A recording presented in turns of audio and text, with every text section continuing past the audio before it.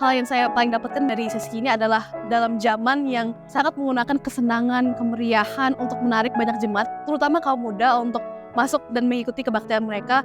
Kita diajarkan bahwa menjadi murid Allah, menjadi anak Allah, kita harus banyak berkorban, kita harus memberikan seluruh yang kita inginkan dan seluruh yang kita miliki untuk melayani Tuhan dengan sepenuh hati. Dan itu sangat kena dengan saya, apalagi di mana saya mengalami saya males dan saya justru banyak berkompromi dan saya merelakan iman saya untuk hal yang saya suka dan saya akan berusaha untuk mengubah hal tersebut.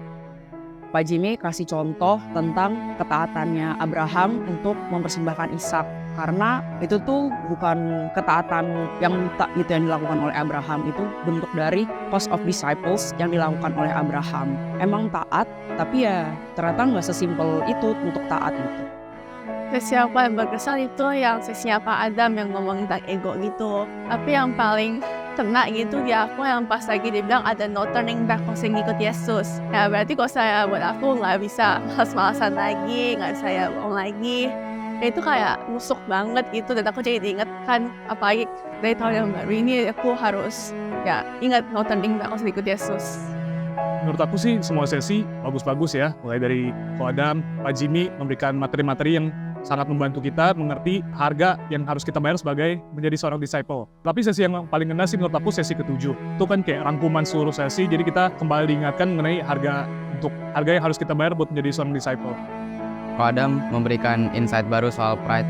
Ko Adam banyak mau ingatkan kita gitu, jangan bekerja untuk kerajaan kita sendiri, tapi Ko Adam selalu bilang dosa yang sangat-sangat tersembunyi. Jadi Ko Adam sering mengingatkan kita harus menghindari dosa pride itu. Sesi yang paling berkesan, aslinya semua sesi berkesan sih, dari day pertama sampai day 3 semuanya berkaitan gitu. Karena dari sesi Pak Jimmy menjelaskan bagaimana sebagai manusia itu harus sebagai murid yang punya hati untuk mau membantu terus, mau merelakan hatinya untuk menjadi pelayan-pelayan Tuhan, menjadi murid-murid Tuhan yang punya hati yang besar gitu. Dan dari sesi-sesi Pak Adam juga yang ngajarin untuk bagaimana seseorang tuh aslinya punya superior complexity dan inferior juga nggak bagus gitu, karena dua-duanya sama-sama menunjukkan kesombongan gitu.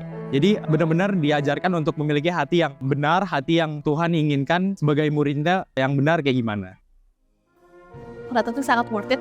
Personally saya harus jauh-jauh dari Bali untuk datang ke sini untuk mengikuti datang ini, dan itu pun saya rasa gak compare dengan value, dengan firman dan persahabatan yang saya dapatkan dalam 3 hari ini. Jadi berapapun harga yang kamu bayar untuk mengikuti acara ini, teman-teman sekalian, apa yang kamu dapatkan akan jauh lebih berharga daripada itu.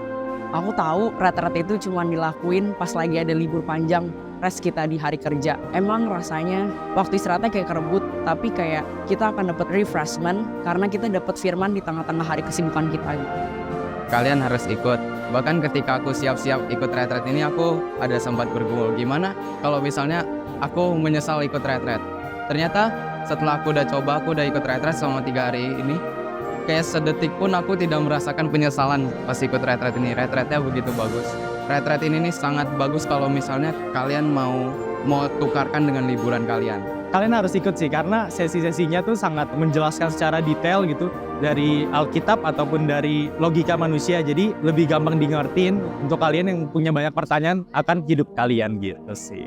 Ya ayo ikut, capek tapi worth it kok.